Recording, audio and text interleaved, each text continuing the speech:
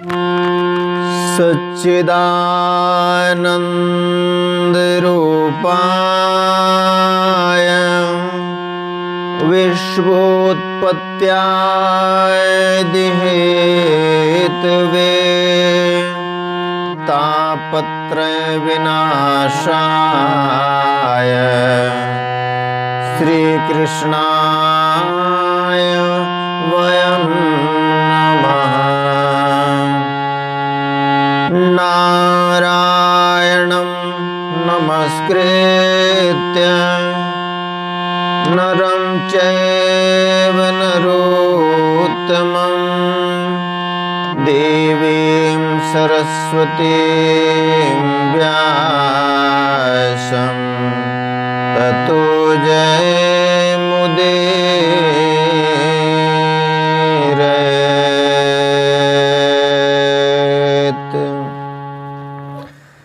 परम आदरणीय श्रोतागण, सादर नमन।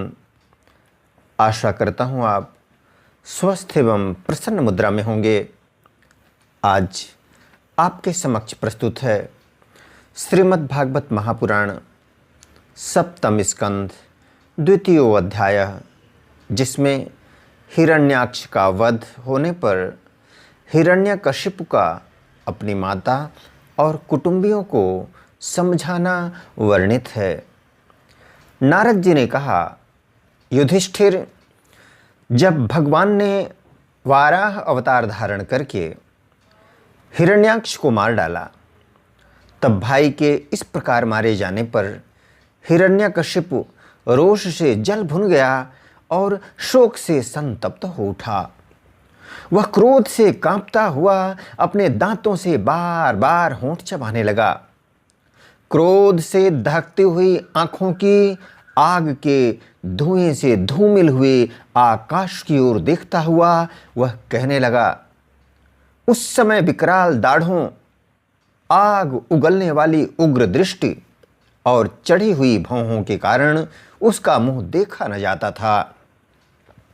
भरी सभा में त्रिशूल उठाकर उसने द्विमूर्धा, त्रयक्ष, शंबर, शतबाहु, हयग्रीव, नमुच, पाक, इलवल, विप्रचित्ति, पुलोमा और शकुन आदि को संबोधन करके कहा, दैत्यों और दानवों, तुम सब लोग मेरी बात सुनो और उसके बाद जैसे मैं कहता हूं वैसे करो।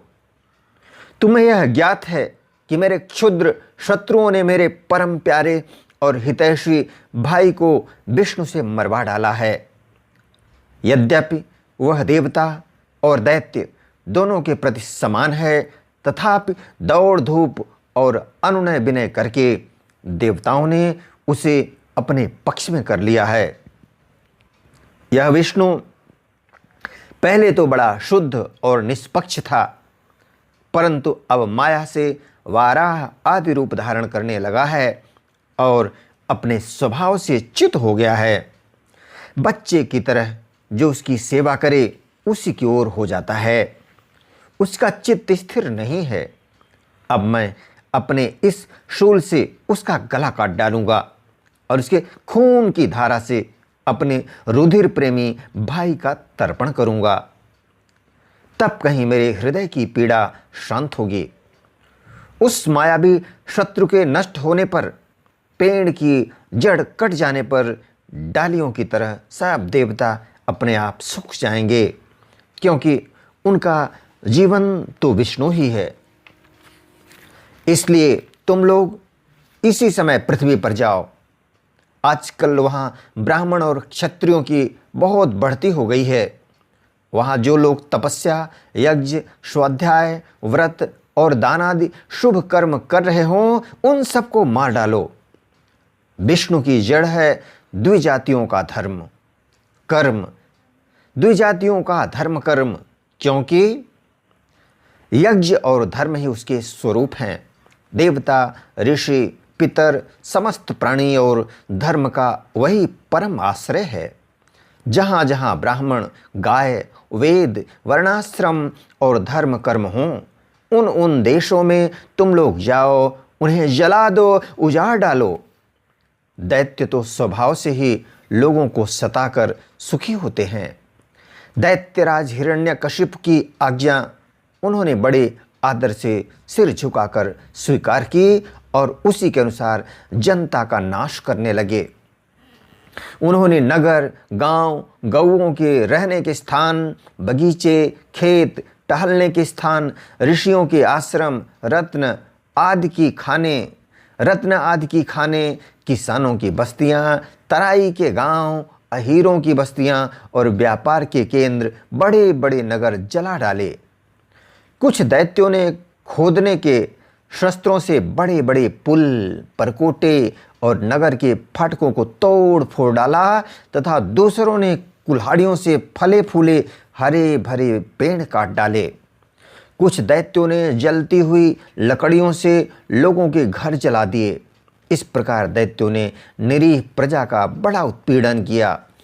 उस समय देवता लोग स्वर्ग छोड़कर छिपे रूप से पृथ्वी में विचरण कर रहे थे। उस समय देवता लोग स्वर्ग छोड़कर छिपे रूप से पृथ्वी में विचरण करते थे। युधिष्ठिर भाई की मृत्यु से हिरण्यकशिपु को बड़ा दुख हुआ था।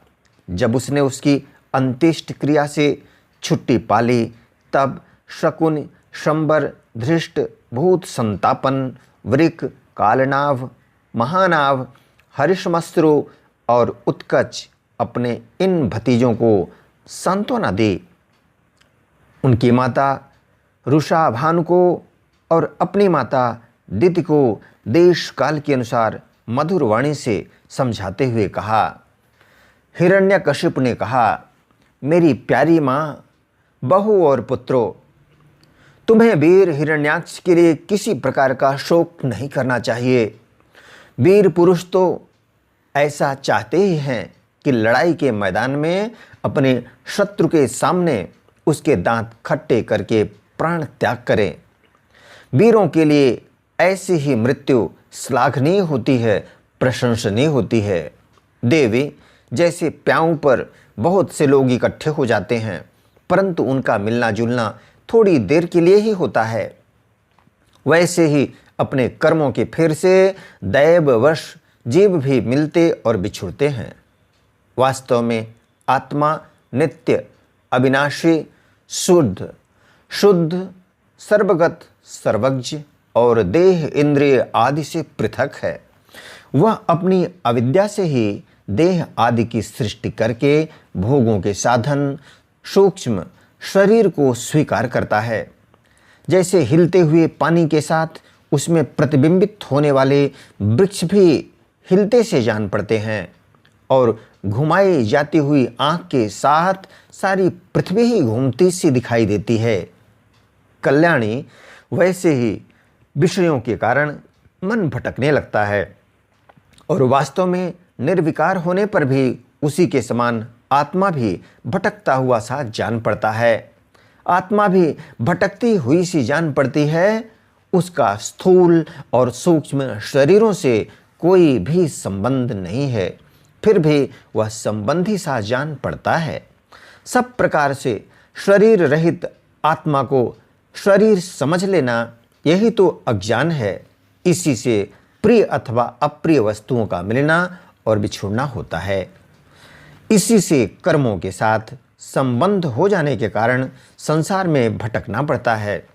जन्म, मृत्यु, अनेकों प्रकार के शोक, अविवेक, चिंता और विवेक की विस्मृति, सबका कारण यह अज्ञान ही है। इस विषय में महात्मा लोग एक प्राचीन इतिहास कहा करते हैं। वह इतिहास मरे हुए मनुष्य के संबंधियों के साथ यमराज की बातचीत है। तुम लोग ध्यान से उसे सुनो। उसी नर देश में एक बड़ा यशस्वी राजा था। उसका नाम था सुयज्ञ। लड़ाई में शत्रुओं ने उसे मार डाला। उस समय उसके भाई बंधु उसे घेर कर बैठ गए। उसका जड़ाऊ कवच छिन्न भिन्न हो गया था। गहने और मालाएं तहस नहस हो गई थीं। बाणों की मार से कलेजा फट गया था। शरीर खून से लथपथ था। बाल बिखर गए थे। आंखें धंस गई थीं, क्रोध के मारे दांतों से उसके होंठ दबे हुए थे। कमल के समान मुख धूल से ढक गया था। युद्ध में उसके शस्त्र और बाहें कट गई थीं। रानियों को दैववश अपने पतिदेव उशीनर नरेश की यह दशा देखकर बड़ा दुख हुआ।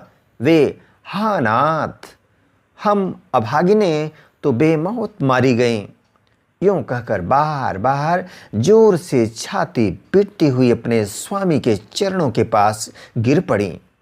वे जोर जोर से इतना रोने लगीं कि उनके कुछ कुमकुम से मिलकर बहते हुए लाल लाल आंसुओं ने प्रियतम के पाद पद्म पखार दिए। उनके केश और गहने इधर उधर बिखर गए। वे करुण क्रंदन के साथ विलाप कर रही थीं, जिसे सुनकर मनुष्यों के हृदय में शोक का संचार हो जाता था।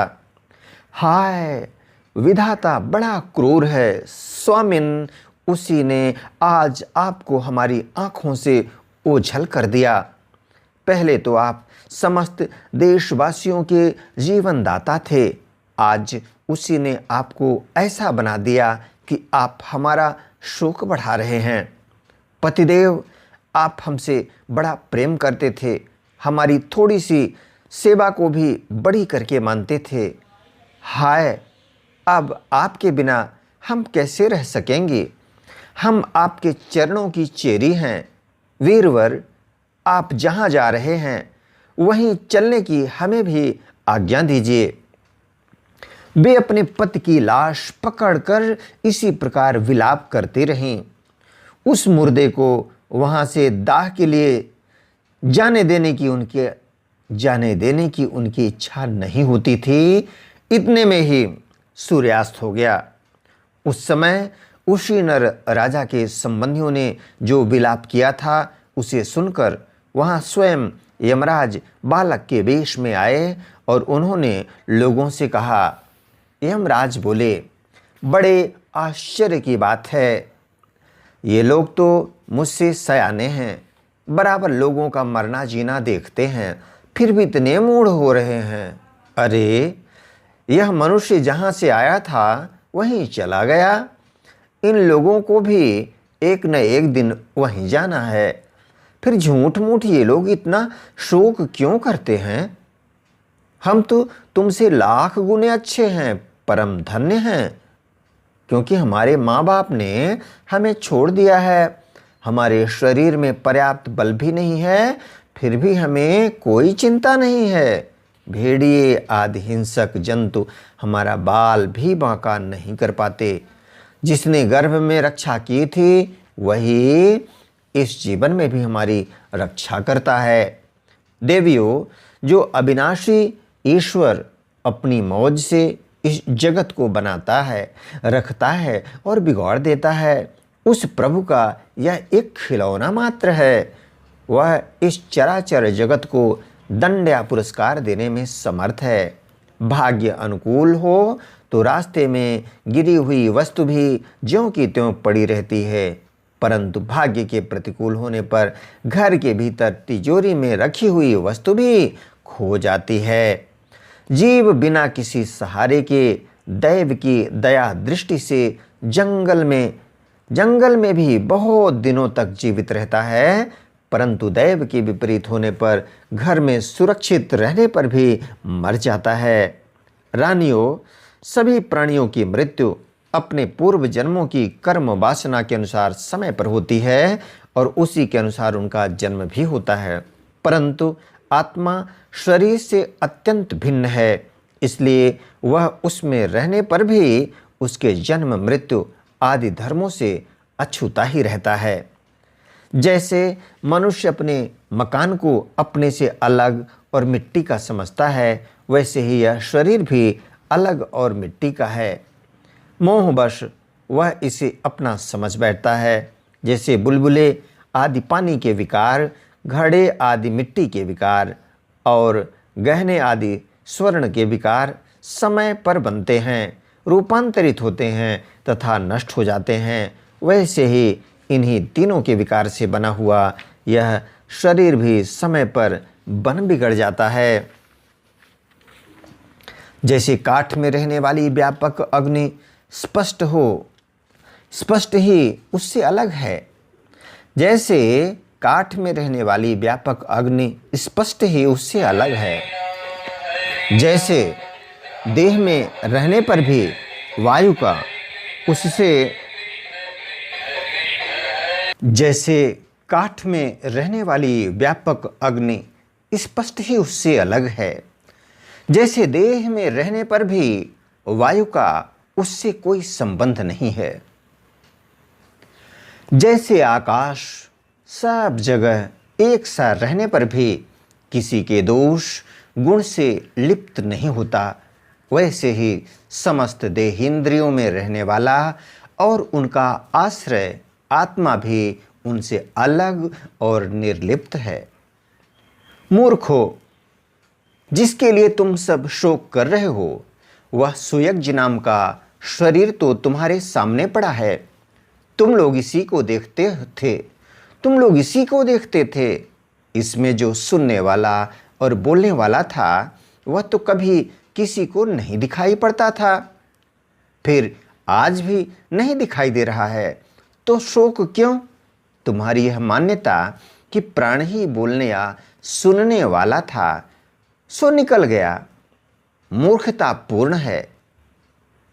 तुम्हारी यह मान्यता कि प्राण ही बोलने या सुनने वाला था सो निकल गया, मूर्खतापूर्ण है, क्योंकि सुषुप्ति के समय प्राण तो रहता है, पर न वह बोलता है न सुनता है। शरीर में सब इंद्रियों की चेष्टा का हेतुभूत जो महाप्राण है, वह प्रधान होने पर भी बोलने या सुनने वाला नहीं है, क्योंकि वह जड़ है। देह और इंद्रियों के द्वारा सब पदार्थों का दृष्टा जो आत्मा है, वह शरीर और प्राण दोनों से पृथक है। यद्यपि वह परिच्छिन्न नहीं है, व्यापक है, फिर भी पंचभूत इंद्रिय और मन से युक्त नीचे ऊंचे देव, मनुष्य, पशु, पक्षी आदि शरीरों को ग्रहण करता और अपने विवेक बल से मुक्त भी हो जाता है। वास्तव में वह इन सबसे अलग है। जब तक वह 5 प्राण, 5 कर्मेंद्रिय, 5 ज्ञानेंद्रिय, बुद्धि और मन, इन 17 तत्वों से बने हुए लिंग शरीर से युक्त रहता है, तभी तक कर्मों से बंधा रहता है, और इस बंधन के कारण ही माया से होने वाले मोह और क्लेश बराबर उसके पीछे पड़े रहते हैं। प्रकृति के गुणों और उनसे बनी हुई वस्तुओं को सत्य समझना अथवा कहना झूठ मूठ का दुराग्रह है। मनोरथ के समय की कल्पित और स्वप्न के समय की दीख पड़ने वाली वस्तुओं के समान इंद्रियों के द्वारा जो कुछ ग्रहण किया जाता है सब मिथ्या है। इसलिए शरीर और आत्मा का तत्व जानने वाले पुरुष न तो अनित्य शरीर के लिए शोक करते हैं और न नित्य आत्मा के लिए ही, परंतु ज्ञान की दृढ़ता न होने के कारण जो लोग शोक करते हैं उनका स्वभाव बदलना बहुत कठिन है। किसी जंगल में एक बहेलिया रहता था। वह बहेलिया क्या था? विधाता ने मानो उसे पक्षियों के काल रूप में ही रच रखा था। जहाँ कहीं भी वह जाल फैला देता और ललचाकर चिड़ियों को फंसा लेता। एक दिन उसने कुलिंग पक्षी के एक जोड़े को चारा चुगते देखा। उनमें से उस बहेलिये ने मादा पक्षी को तो शीघ्र ही फंसा लिया। कालवश वह जाल के फंदों में फंस गई। नर पक्षी को अपनी मादा की विपत्ति को देखकर बड़ा दुख हुआ। वह बेचारा उसे छुड़ा तो सकता न था। स्नेह से उस बेचारी के लिए विलाप करने लगा। उसने कहा, यूं तो विधाता सब कुछ कर सकता है, परंतु है वह बड़ा निर्दयी। यह मेरी सहचरी एक तो स्त्री है, दूसरे मुझ अभागे के लिए शोक करती हुई बड़ी दीनता से छटपटा रही है। इसे लेकर वह करेगा क्या?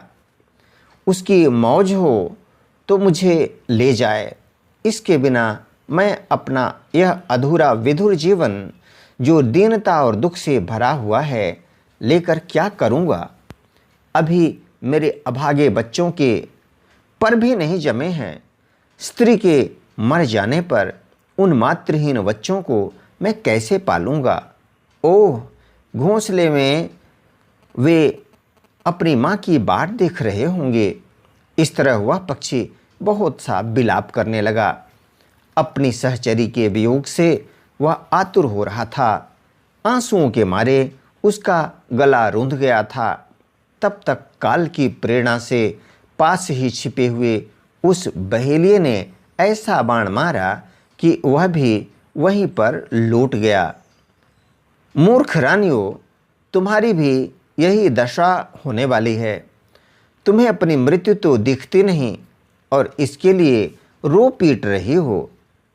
यदि तुम लोग 100 बरस तक इसी तरह शोकवश छाती पीटती रही तो भी अब तुम्हें इसे नहीं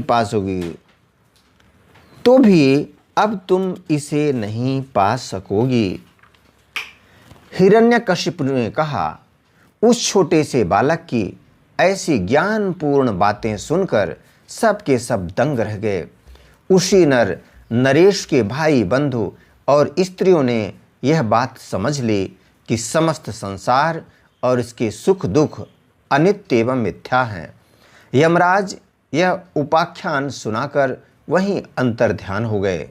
भाई बंधुओं ने भी सुयज्ञ की अंत्येष्टि क्रिया की। इसलिए तुम लोग भी अपने लिए या किसी दूसरे के लिए शोक मत करो। इस संसार में कौन अपना है और कौन अपने से भिन्न, क्या अपना है और क्या पराया। प्राणियों को अज्ञान के कारण ही यह अपने पराये का दुराग्रह हो रहा है। इस भेद बुद्धि का और कोई कारण नहीं है। नारद जी ने कहा, युधिष्ठिर, अपनी पुत्र वधू के साथ दिति ने हिरण्यकशिप की यह बात सुनकर उसी क्षण पुत्र शोक का त्याग कर दिया और अपना चित्त परम तत्व स्वरूप परमात्मा में लगा दिया। इति श्रीमद्भागवते महापुराणे पारमहंस्यां संहितायां सप्तम स्कंधे दितिशोकापनयनं नाम द्वितीयो अध्याय। बोलो वृंदावन बिहारी लाल की जय। यदक्षर पदभ्रष्टं मात्राहीनं च यद् भवेत् तत्सर्वं क्षम्यतां देव प्रसीद परमेश्वर। वीडियो देखने के लिए धन्यवाद एवं आभार। जय हिंद, जय जगत। आपका जीवन मंगलमय हो।